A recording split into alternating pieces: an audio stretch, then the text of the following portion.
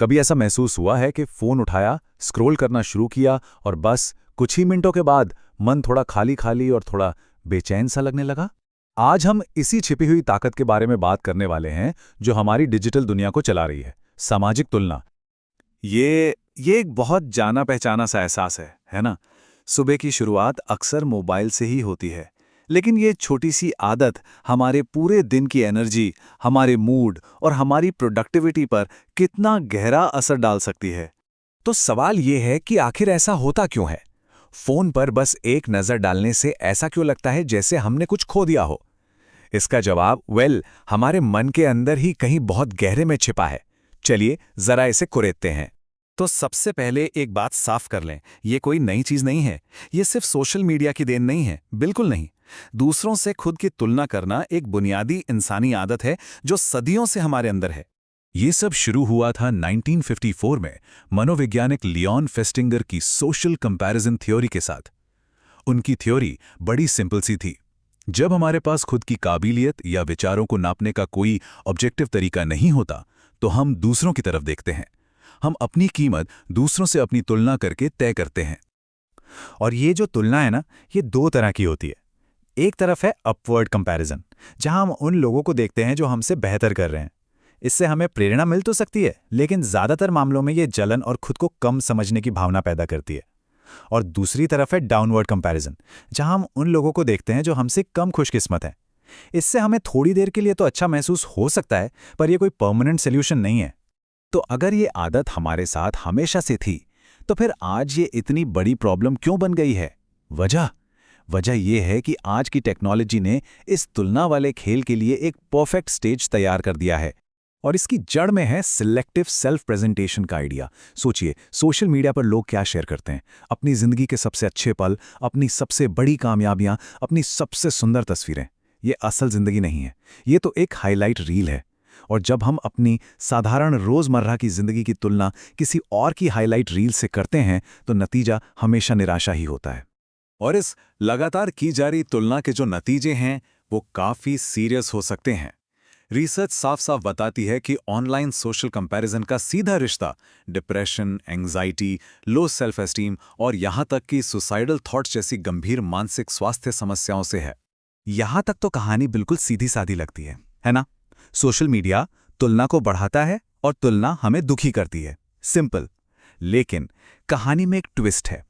Data कुछ और ही इशारा कर रहा है। ऐसा लगता है जैसे केस सॉल्व हो गया है, सोशल मीडिया ही असली विलन है। पर क्या ये वाकई इतना आसान है? जरा इस नंबर पर एक नजर डालिए। 1% से भी कम। एक हालिया स्टडी में ये पाया गया कि सोशल मीडिया का इस्तेमाल और बॉडी इमेज, ये दोनों मिलकर भी किसी की जिंदगी से मिलने वाली संतुष्टि में 1% से भी कम के बदलाव को समझा पाते हैं। इसका मतलब क्या हुआ? इसका मतलब ये हुआ कि 99% जो वजह हैं वो कहीं और छिपी हैं। तो अगर सोशल मीडिया मेन विलन नहीं है, तो फिर कौन है? इसका जवाब टेक्नोलॉजी में नहीं, बल्कि हमारे अंदर है। असल में ये इस बात पर इतना निर्भर नहीं करता कि हम किस प्लेटफॉर्म का इस्तेमाल कर रहे हैं, बल्कि इस पर कि हम खुद कैसे हैं। रिसर्चर्स एक बहुत ही जरूरी पर्सनालिटी ट्रेट की तरफ इशारा करते हैं, जिसे कहते हैं सोशल कंपैरिजन ओरिएंटेशन या SCO। अब ये फैंसी सा नाम लग सकता है, पर इसका मतलब बस इतना है कि कुछ लोगों में नेचुरली दूसरों से खुद की तुलना करने की आदत ज्यादा होती है। ये एक पक्की आदत है, ठीक वैसे ही जैसे कोई इंट्रोवर्ट या एक्सट्रोवर्ट होता है।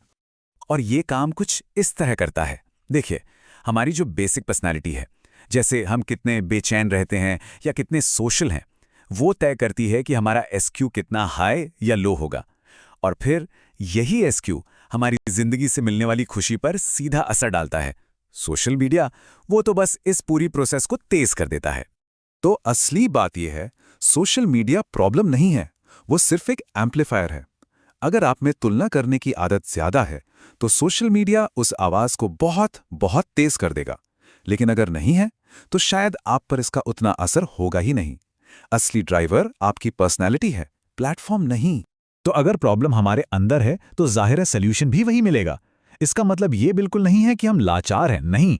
इसका मतलब ये है कि हमें अपनी टेक्नोलॉजी को इस्तेमाल करने का तरीका बदलना होगा, ज्यादा इरादे के साथ, ज्यादा सोच समझकर। और यहीं पे डिजिटल मिनिमलिज्म का कॉन्सेप्ट सामने आता है। ये टेक्नोलॉजी छोड़ने के बारे में नहीं है, नहीं, ये टेक्नोलॉजी को इस तरह इस्तेमाल करने के बारे में है कि वो आपके लक्ष्यों और आपके मूल्यों को पूरा करने में मदद करे, बजाय इसके कि टेक्नोलॉजी आपका इस्तेमाल करे। मतलब सोच समझकर चुनाव करना।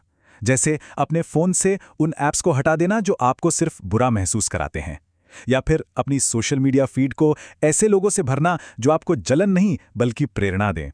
खुद से ये पूछना कि क्या ये ऐप मेरी जिंदगी को सच में बेहतर बना रहा है। टेक्नोलॉजी को एक आदत नहीं बल्कि एक टूल की तरह देखना। आखिर में ये सब इस एक सवाल पर आके टिक जाता है, आपकी स्क्रीन क्या वो दुनिया देखने की एक खिड़की है या एक ऐसा आईना है जिससे आप नजरें ही नहीं हटा पा रहे? चॉइस आपकी है।